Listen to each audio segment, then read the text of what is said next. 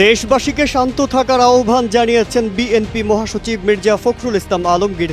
তিনি জানান, আপনারা সবাই শান্ত থাকুন, ধৈর্য ধারণ করুন, কেউ কারো জানমাল বা কোনো ধরনের ক্ষয়ক্ষতি করবেন না।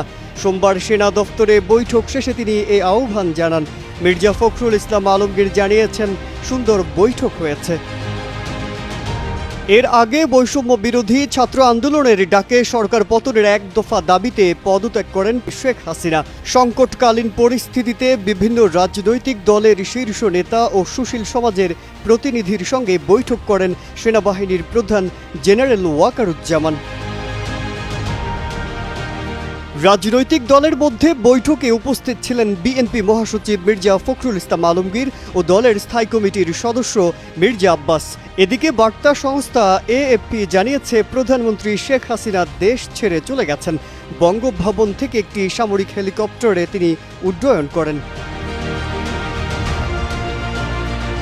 এ সময় তার ছোট বোন শেখ রেহানা সঙ্গে ছিলেন। তারা হেলিকপ্টারে ভারতে গেছেন। শেখ হাসিনা ও তার ছোট বোন শেখ রেহানা নিরাপদ স্থানে চলে গেছেন। শেখ হাসিনা যাওয়ার আগে একটি ভাষণ রেকর্ড করে যেতে চেয়েছিলেন, তিনি সে সুযোগ পাননি।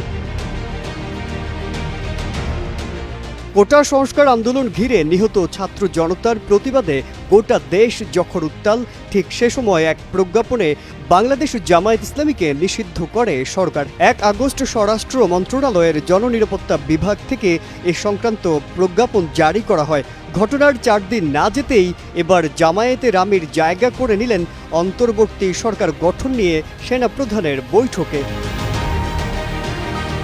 বৈঠক শেষে জাতির উদ্দেশ্যে সংক্ষিপ্ত ভাষণ দিয়েছেন